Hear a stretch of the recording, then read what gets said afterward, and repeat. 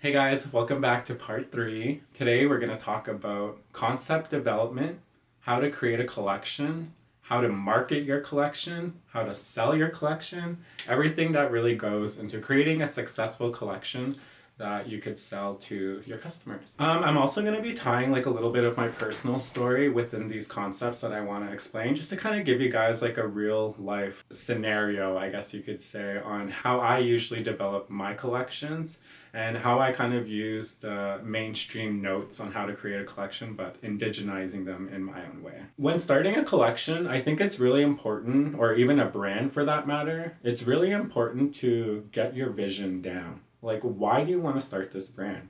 Like, what makes you different from other brands, and what is the message that you want your brand to convey? How do you vision your brand to be? Like, who do you imagine your customers to be?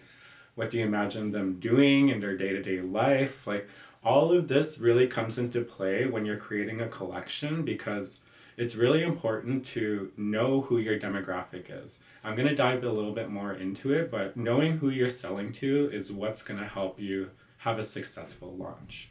So every time I create a collection, it always starts with a concept. What is the concept of the collection, and how do I build from that concept? So for my case, my concept was to build a streetwear brand that focused on Indigenous voices and educating people about the Indigenous to us LGBTQ identities that falls within our communities. I also wanted my brand to educate people about the impacts of colonialism on Indigenous communities and how to actively support Indigenous communities on their combat against colonialism. And understanding your vision is really quite important. It's really important to define the essence of your brand. What do you want your brand to radiate? What message do you want to send out to your brand? And you also got to focus on your brand identity as well, and really branding yourself as an important brand. So branding in fashion is really important because it differentiates you from other different brands within the industry. And it also makes people think, like, what do they think of when they think of your brand? For me, when I started up with my branding, I knew it was really, really easy to do something that's very minimalistic. So when it was in terms of my logo, I have a TP as a logo. It's just a little X. And the reason why I created that logo to be so minimalistic is because it's easily recognizable as well. It's an easy logo to kind of distinguish from other different brands, specifically within the fashion industry. And it's also a logo that has a deeper meaning to that. When people see it, they see a teepee. But the reason why I created a teepee, specifically within Cree culture, you would know that a teepee usually represents almost home, like a community dwelling. And where I'm from, we all have teepees in our backyard. That's usually where our families are hanging out. It's usually where we're doing our cookouts, our sagabon, we're roasting food in there, smoking our fish. And every time I think of home, I think of a teepee. I always think of that advice that I received from an elderly community member, an elderly relative who told me that home was always going to be there. And no matter where I go, I carry home within myself. Doesn't matter where I am, home is always just inside me, and that's something that this logo represented. Because I know how it feels to be an Indigenous youth leaving home. Leaving home to pursue your goals, to pursue your dreams. And that's who I imagined wearing my clothes was Indigenous youth who had that appreciation for fashion and who also might have been in the same circumstances or same situations I was in the past. So I wanted my logo to really represent that and to remind youth that no matter where you go, you're always carrying a piece of home with you, and home lives within you, and whenever you're feeling homesick, just remind yourself that you come from such a long line of deadly ancestral wisdom and people who have just paved the paths that we're on.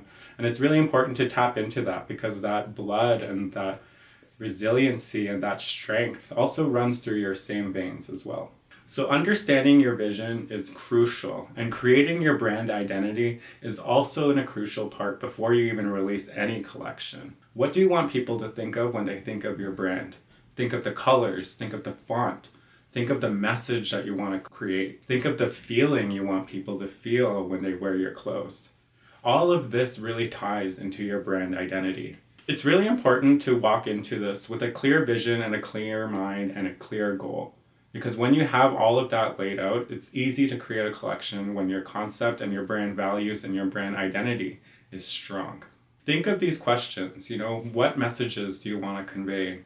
What inspiration do you want to give out? Who inspires your designs? What inspires your designs?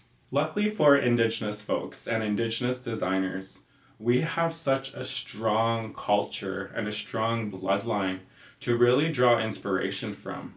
You have teachings and patterns within your own communities, within your own First Nations or groups that really distinguish you, that really differentiate you from other communities and other tribes. I think it's really important and so beautiful when Indigenous designers really tap into their Indigenous identities and their Indigenous cultures and incorporating that within their brand. Not only does it set you apart from other mainstream competitors, but it also makes your brand identity really strong and really rooted in sustainability, really rooted in tradition, rooted in community values. And it's really amazing that, Indigenous folks have the power to do so.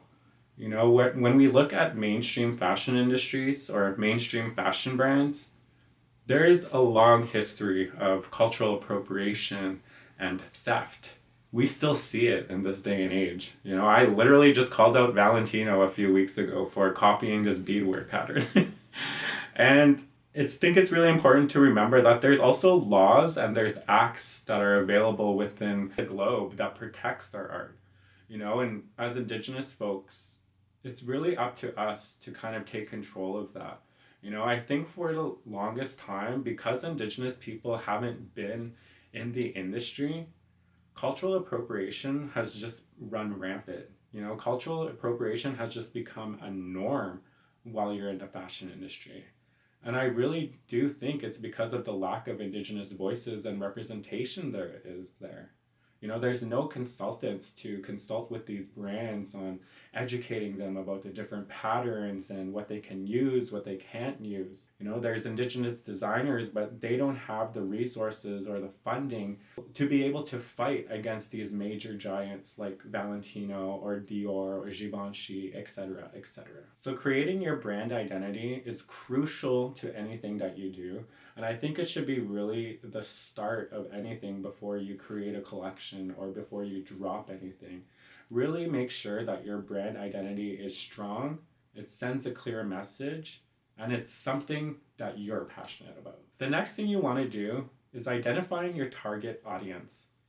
Who is going to be wearing your clothes? What do they do? What kind of music do they like? What kind of food do they like? Where do they work? Do they do stuff outside of work? What are they doing that? What ages are they? Are they married? Are they single? Do they have kids? All of these factors really play a role in identifying who your target audience is. Because when you know who you're selling to, it's going to make it just that much easier. Identifying your target audience is the process of finding a group of people who are most likely to buy your product or service. This can really help you focus on your marketing efforts and avoid making mistakes and losing out on some money. There are amount of times where I worked with Indigenous designers and they're spending like $30, $50 a week just on Instagram ads. They don't really have a clear indication on who they're sending the Instagram ads to. They just want to send it out and push it out. And they don't even know who it's reaching. And that kind of really affects their brand. They don't really know who they're selling to, and they don't know who's interested in their products. So it's really important to develop your market research and do that. I feel like when I talk about this, it's so colonial and identifying your competitors and stuff like that. Whereas, because we look at the Indigenous fashion industry, we don't really view ourselves as competitors. I like to say we work as like a collaborative effort to ensure that our people are well represented and our communities are well represented. But when I say identifying your competitors, like think of the mainstream brands that you kind of look up to, or mainstream brands that kind of sell the same products you do or have the same target audience as you do. Compare yourself to them and really just kind of narrow down on your brand vision and your brand identity on how you are different than them. What makes you different? What makes you unique? Why should people support you rather than them?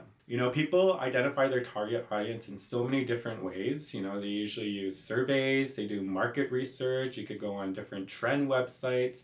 There's so many different resources out there that literally you could access from your fingertips.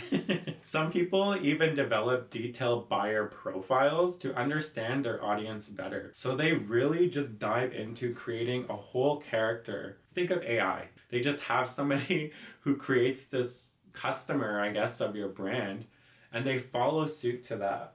So after identifying who your target audience is and who your customers are and who you're selling to, now is the time for you to focus on your USP. What is a USP, you may ask?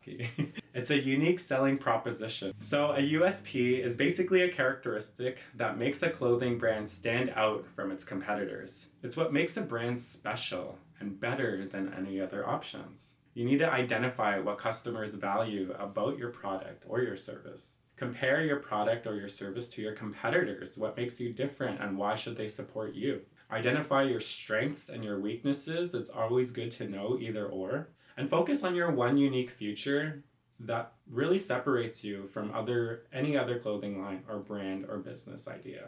So for me, when I was starting up my brand, luckily I already had a USP, something that nobody else was selling, and that was the Hampton x Wabano jacket. The jingle jacket that I mentioned before in collaboration with Leslie Hampton? Yes, that one. That was my USP when I was starting up my brand, when starting up my collection. That was something that really made me different than any other Indigenous fashion brand on the market right now. And if we look at other different brands from across the mainstream fashion industry, you will see a lot of people have their USPs. For instance, if you think of Hermes, you think of their Birkin bags. That's their USP. That's something that they're known for. You think of the shoe company Tom's, what's their USP? Their USP, every time you buy a shoe, we give a shoe. That's their whole marketing ploy. That's their whole USP. That's what sets them apart from different brands. This is important and really vital, in my opinion, to have, because you could create your own brand, you could create a clothing collection, but if you have products that just look like the same as every other product that's on the market, that doesn't really set you apart and doesn't really give you a good chance at creating a successful collection. So by identifying your USPs, it's really important to look back on your strengths and your weaknesses. What do your customers love about your brand? What sets you apart from your brand? And analyzing your competitors and finding gaps in the market.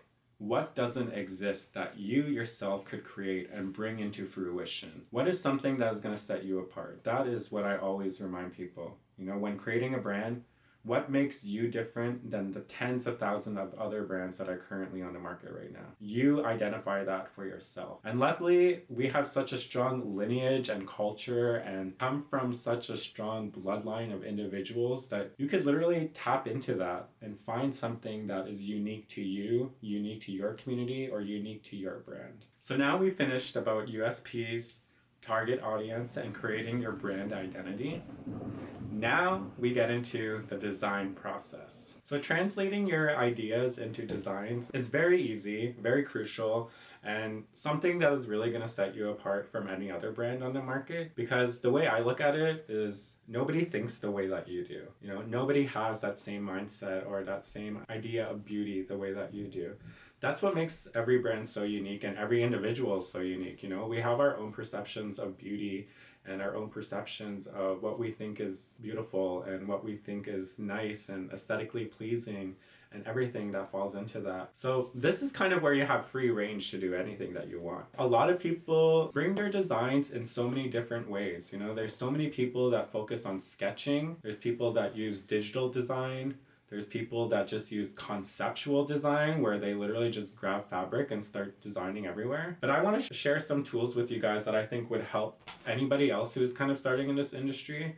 I always try and recommend this brand called Fashionary. Fashionary is such a great brand to kind of support and to get a lot of your resources from. So I have two sketchbooks here that I actually got from Fashionary. One focuses on menswear and one focuses on women's wear. It comes with body measurements. And whenever you're designing, it's always really important to remind yourself that everybody's body is different, you know? And it's really important to understand measurements. That's something about the fashion industry is you think you're going to get away with math, you're not. Everything about the fashion industry is math. You know, when you're designing, when you're thinking about marketing, when you're thinking about sales, math plays a big role in that. So luckily with these sketchbooks, you're able to get a lot for your money's worth, in my opinion, because you're able to learn about all the different measurements and what people measure for anything, for wedding gowns, for suits, for tailoring, anything that you could think of designing, these usually help. And I like this because it has all the different standard measurements, but not only for bodies, but it has hats, shoes, different body types, the different silhouettes, I guess you could say, of designs, dresses, anything that you really kind of want to design. And the reason why I like this is because it's also just like a guide for you to use. You know, not everybody knows how to draw a collar straight off the bat, you know, and people sometimes don't even realize that there's 20,000 different collars, you know? This is why I really love this book, is because it really gives you everything that you need. And then in the back, you also have sketch pads, and you could also see it's like dotted silhouettes. So it's easy for you to kind of put your designs on a sketch pad. And the same thing with the menswear too. It's basically the same. Has all the measurements for a menswear collection. Any information that you may need about outerwear, shirts, bottoms, everything's kind of in here. Also has places for you to sketch your designs in the back on a male figure form. Maybe sometimes we don't know how to design. Maybe sometimes we don't know how to sketch. Because I know a lot of designers, including myself, who aren't really the best at sketching, you know? And this is when collaboration plays a role, you know? And people are under the impression that because you are a fashion designer or you own a brand, everything comes from them. If you look at different fashion brands, the mainstream ones, I can guarantee you at least half of them only know how to sketch. This is the power of collaborationship. This is when I collaborate with an illustrator, somebody who knows how to draw, because I know how to draw to an extent, but I'm not like the best, you know? Like there are some flows that I can't really do to my design, so I usually collaborate with an illustrator who will bring these designs to life for me. I will explain to them what I like, what type of silhouette I want, what type of fabric that I want, and they usually kind of bring that design from an idea to something that's on paper, like a sketch pad. This is very common actually amongst a lot of high fashion companies. If you look under their company, there will be like 5 different positions for an illustrator. And your whole job to be an illustrator is just to put everything into sketch pads. But luckily with Fashionary as well, the reason why I like them so much is because they also have this fashionpedia that I feel like is like the Bible. Every fashion designer needs this book because it has everything that you may need. Anything to corsetry, to knitwear, to sweaters, to cardigans, to measurements, to everything that you may need to design. It's all in here, and it's all has a lot of references and a lot of sketches for you to use. And I think it's really important because sometimes when we get into the industry, we don't know what the hell we're doing. You know, we don't really have a guidebook on how to help us really be successful fashion entrepreneurs, especially being an Indigenous folk. You know, there's not really much resources in our communities for us to kind of follow. You know, nobody's coming into the res to talk to us about fashion sketches and digital designs and marketing and brand identity, you know. So I think it's really important that when we have access to resources like this, we utilize them. Of course, we're going to utilize them. So all of those materials and resources are perfect ways to bring your ideas to life. Bring your ideas into fruition. Translating your ideas into a design. After you have your design sketched out, you're going to want to fill out tech packs. Tech packs are also another tool fashion designers or fashion brands use to send to their suppliers and manufacturers it's basically just a guide on how to create that fashion. So, for instance, I had a jacket that I wanted to be made. So I created a tech pack which included all of the measurements, the inches, everything, like the tension. It all plays a factor in this, and it's really important and useful for you to know. When I send out tech packs, They usually have everything already on that paper to create what they need to create. And then they usually just send me the sample on what they created. And then usually I judge it based on that. Like if it's approved, then I approve it. It gets sent into production and then they mass produce it. If it's not approved, usually comes back to me. I usually work on the tech pack, kind of give them the adjustments, usually send it out to my suppliers. Tech packs aren't always used with all fashion entrepreneurs. Some people just create their own designs by themselves, which is fine, completely cool. Tech packs are mostly used if you are manufacturing or outsourcing from different suppliers and need to outsource more suppliers to kind of keep up with the demand of your brand. A lot of famous indigenous designers do outsourcing. I myself do some outsourcing. Leslie Hampton, Section 35, Lauren Goodday. We all outsource our materials because we just don't have the demand or the people on board to keep up with it. So Tech Packs is a way for us to kind of communicate with our suppliers wherever they may be on ensuring that our products are up to par and they're created a certain way. So other than sketching and turning your ideas into designs, one thing that's very popular in a lot of fashion brands is the use of mood boards. People really underestimate the power of mood boards and kind of just see it as something you do on Pinterest.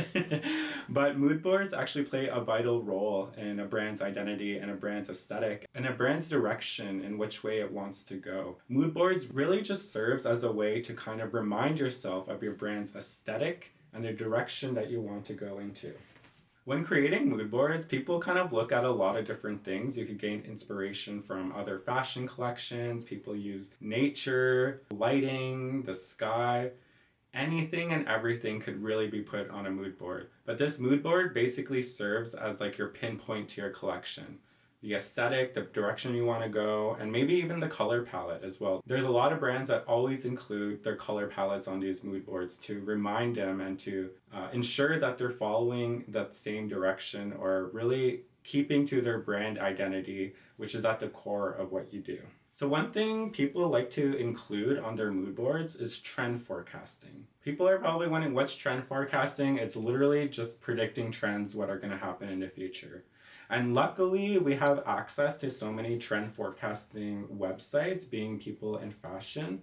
WGSN is going to be your holy grail. Highly recommend, if you haven't written it down now, write it down because that is the top trend forecasting website that everybody in the industry knows. If you want to know what's going to be hot in season next fall or next spring, so you could better plan your collection to ensure that customers will buy something from your collection, trend forecasting is the way to go. I've utilized WGSN multiple times for my personal brand. I probably wouldn't have came out with opera gloves until I looked at WGSN and seen that opera gloves were just going to be this new big thing. And we look at the fashion industry now, they're kind of everywhere. Leather gloves, silk gloves, everything. I would have never been able to predict that if I didn't go on WGSN. And I think one of the reasons why my New York Fashion Week collection was such a big hit, the gloves were actually one of the first ones we sold out of, was because somebody else on WGSN predicted that trend and a lot of brands followed suit. And now if we look at a lot of different brands of the market, all of a sudden everybody has gloves. Balenciaga, Gucci, Prada, everybody just came out with gloves and there's this whole glove phenomenon now. And that just gives you an idea on how important trend forecasting really is. And I know everybody has their opinions on the Kardashians. One thing I've learned within fashion is sometimes these individuals are going to be the ones that determine the trends in fashion. Love them or hate them, the Kardashians, they actually set a lot of trends within the fashion industry. And if you look at a lot of different high fashion brands, you will see a lot of them have the Kardashians on their mood board. Have the Kardashians or what they're wearing and what they bring to life, because unfortunately that's just the way the world works, We look at trends and what's going to happen, and brands need to kind of pivot to that to ensure that their brand is successful in their next collection. So when you're thinking about your collection and bringing it into fruition, you also got to be mindful of the type of materials and fabrics that you include within your collection. You could have the best multi-million-dollar idea of a design, But it's not going to look good if you decide to use a cheap plastic material to execute it. And unfortunately, this is when it becomes an issue because a lot of these fabrics cost a lot of money. And from what I learned in my experience is sometimes you need to invest in yourself for it to pay off. The amount of money I needed to save just to buy a customized fabric was a lot, not going to lie. But it was worth the investment because it elevated my brand to a whole other level compared to other different brands that were on the market right now. Because I was using natural silk, we were using biodegradable dyes, we were using so many different sustainable techniques that unfortunately were very pricey, but they kind of paid off in the end because you don't, like I mentioned, you don't want to put your designs on a cheap fabric. It's something I always think of from fashion school. It was actually my professor who told me this, and I always live my life by this now because I don't know why it just ingrained in me, but she always said, never let your brand end up in winners. Never let your brand end up in winners. And, people have a love-hate relationship with that, but that's something that really gravitated towards me because anybody knows Winners. Winners is usually where all of the defective clothing goes. So all of the brands that kind of messed up on like a stitch or messed up on a pattern or messed up on a sewing, Winners is usually where it ends up. Unfortunately, they have a habit of kind of tainting a lot of these brands. And that's something that I have always reminded myself was don't mess this up because this is what's going to kind of put you into winners, Yeah, so it's really important to remember where you want your brand to be, and if you're picking cheap materials or fabrics that don't really align with your values or your brand identity, unfortunately it slips through the cracks and might end up in spaces such as winners. So when you're thinking about fabric, I think it's really important to consider your comfort, the durability, and also the sustainability aspect that comes within it. Because for the longest time, nobody was thinking about sustainable practices. And as Indigenous designers, Indigenous fashion entrepreneurs, I think it's one of our core values, when we're in this industry, is keeping Mother Nature in mind. So when you seek out more sustainable materials, it not only elevates your brand, but also just is better for the environment. So sourcing suppliers, it's really important to look for reliable suppliers. A way to find this is to go to different trade shows. There's always different trade shows happening all across the world, usually focused on fabric or retail and commerce. Highly recommend you attend one if you can. If you find one in your area, definitely go and seek them out.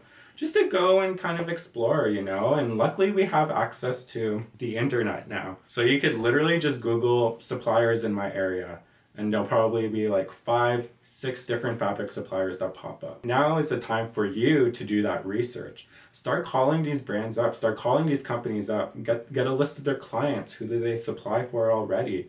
Do these brands kind of align with your brands, Do you see your collections kind of matching these brands, or do you want to go higher? This is the time for you to kind of research the market, and that's something that I'm going to emphasize this a lot, is researching is really what's going to help a lot and really going to take up a lot of your time, is researching different suppliers and different companies and different manufacturers and people who align with your same values and your same goals as a brand. And one thing you also want to consider when you're seeking out suppliers is, are you going to be outsourcing from local or are you going to be outsourcing international?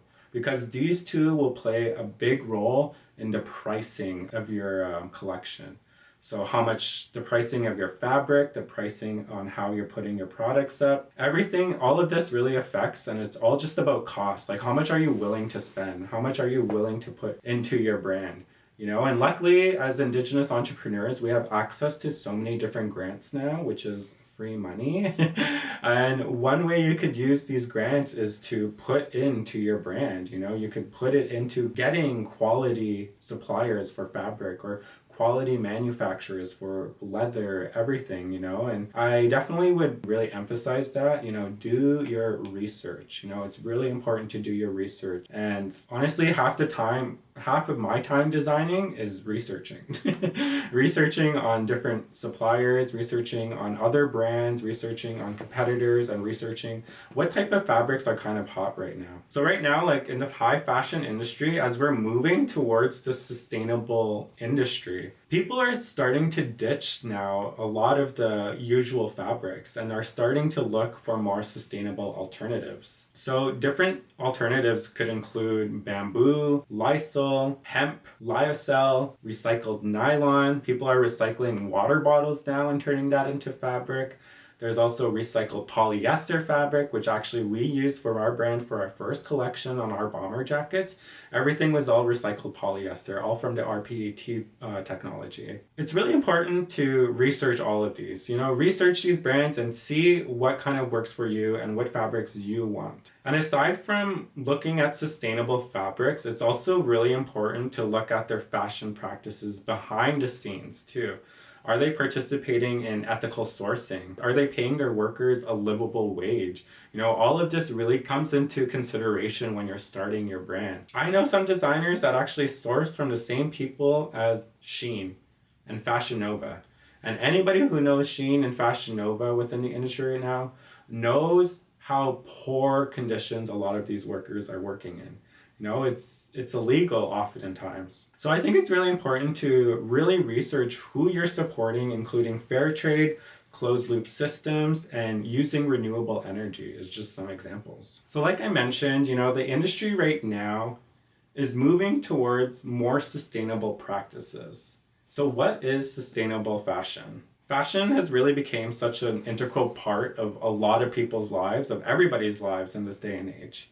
And it really reflects our individuality and our cultural expressions. However, the industry and the way that it's growing right now is really unsustainable for not only the environment, but for a lot of our communities all across the world. A lot of the extraction practices that fall within the fashion industry as well are extremely harmful and don't really serve a purpose in a lot of our communities. So it's really interesting in this day and age right now because we are literally living in a shift right now within the fashion industry where everybody is chasing after sustainability and really trying to focus on sustainability. And there's also a lot of greenwashing that happens within a lot of fashion brands. So people who will say they're sustainable, but behind the scenes are completely not. Some of the harmful impacts of the fashion industry really lead to an exploitation of natural resources, pollution and chemical usage, waste and landfill contribution, and cultural appropriation and theft. And by recognizing a lot of these impacts, we could really make informed choices that align with our values, specifically Indigenous values and our respect for Mother Earth and all living beings. Through supporting sustainable fashion practices and advocating for resource preservation and embracing our cultural heritage, we could really pave the way for a more environmentally friendly process for a lot of fashion brands within the industry. So when creating your product line, it's also really important to remember that you need to have items that really have a consistent theme and a consistent message. You also got to identify your core versus seasonal items as well. So what are the products that are going to be at the core of your clothing line? And what are some seasonal products that you could kind of switch out every fall, winter, spring, summer? Collaborations now are also a big thing within the industry, and collaborations usually happen when a high fashion house collaborates maybe with another high fashion house, or they collaborate with another artist. And living examples we would see right now of that would be the Ralph Lauren and Naomi Glasses collaboration. Highly recommend you check that out. This, I find, is a really positive way a collaboration can work in terms of including Indigenous artists within these spaces, because Ralph Lauren was also able to reflect on their brand and how sustainable their practices were. And we had an Indigenous person, Naomi Glasses, being there and really advocating for Indigenous art and just reminding the importance of Indigenous knowledge within these spaces. Marketing your brand is also a big major component. Your brand really won't go anywhere if you don't know how to market it well. This is when photography plays a role and how you present your product. Building an online presence for your brand is also very crucial, developing a website, developing social media platforms, and really pushing your brand identity through the use of that. Creating a marketing strategy as well is super, super important when it comes to this. So how are you going to ensure that your customers know that you're coming out with a collection? How are you going to ensure that people know what your collection's about? Your collection sets you apart from other different collections that are on the market right now. All of that doesn't really matter if you don't have an effective marketing strategy. So looking at different marketing strategies is super important. So now we're going to talk about marketing your brand and utilizing different ways to generate that excitement and generate some customers to shop from your brand. One way to do this, and I'm very adamant on this, is really building an online presence. It's really hard to create a brand now these days, especially with the use of social media and everybody going online all the time, to not have an online presence for your store. If you don't have an online presence for your store, it's not going to be as successful as other ones. Utilizing all the different social media platforms. And this is where your target market, again, will come into play. So where is your target market? It could be on Facebook, Facebook First Nation, the younger generation, now currently on TikTok, and you see a lot of these major fashion brands pivoting all of their marketing to cater towards the people on TikTok, which is the younger generation. So building that online presence is really important. And then that will lead to you creating a marketing strategy, outlining who your audience is, how to reach them, and what channels to use. So a lot of marketing strategies include many different types of avenues. One famous one that is very popular now is influencer marketing. So brands will send free products to different influencers across the internet in hopes that that influencer will promote that product to their followers. And then now all of their followers are coming to that one brand's website. That's the power of influencer marketing. And that's the biggest type of marketing that's happening within the fashion industry now. And if you look at different fashion weeks, it's no longer just celebrities and movie stars and musicians that are attending these events. There are people on social media, they're working the red carpets, they're doing red carpet interviews, they're creating content for their TikTok or Instagram page for their followers to see so they could kind of filter their followers to that channel. It's really important to know all of the different marketing strategies because it helps you really learn on what type of marketing strategies to use for your brand. So next we're going to focus on launching your brand and utilizing the different resources and social platforms and content that you have to execute a successful launch. So some tips on planning a successful launch really revolves around your products and how well you're going to market them. Luckily, we live in this day and age now where we all have social media. And for me personally, that's kind of what I use for my brand. If we look at different high fashion brands right now, you will see they have billboards, they have advertisements in magazines, sometimes even TV, TikTok, etc., etc. Now we live in this day and age where you have a social media platform, you have a social media page. You have followers on your page. Could be as low as 50 followers to as high as to like 50,000 followers. That is such a good way to start your brand. And for me, that's something that I utilized. I actually got inspiration from Kylie Jenner when I launched my brand because Kylie Jenner didn't use any traditional marketing avenues. She didn't buy billboards. She strictly used her social media for her first lip kit launch. And that resulted in it being sold out within minutes. And that's something that I was very lucky to kind of utilize for my own brand because I started focusing on my social media and ditched all the traditional marketing avenues. I started marketing my products on my social media, giving people an inside look, giving people a behind the scenes look on me creating these garments, sourcing these fabrics, bringing them along on this journey. That really helped with my personal brand because I was able to sell out of my collection in 2 days for my first launch. My second launch sold out in 2 days as well. And my third launch sold out in 3 days. And I really attribute that to the marketing strategies that I did and sharing them on social media and really looking and identifying my target and identifying my competitors and seeing what I could do different than them and what's going to put me in a different lane. And it's really important to know too that once you launch your products, following up with your customers afterwards is the most crucial part, because from there you're able to launch even more strategies on how to plan for another successful launch. So gathering all of your customers' feedback, analyzing your performance, and refining your approach to creating another successful launch. This will all come into play when you're planning your next one. Another way people launch their collection is through the use of fashion shows. Fashion shows is one of the biggest marketing tools any fashion brand could really use. Fashion shows are usually where all the press comes, all your customers come, for new industry people to come in and look for different products and look for different brands, because they're also looking to buy for different other stores around the world.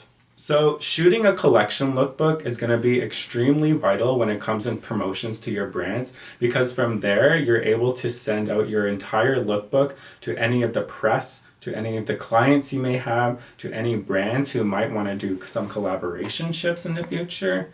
Having a good lookbook, it's really going to help your brand differentiate you from all the different other brands. So luckily we're in this day and age now where fashion has become inclusive and accessible to everyone across the world. And right now we're in this big resurgence of indigenous fashion. And this is something that I think has been a long time coming.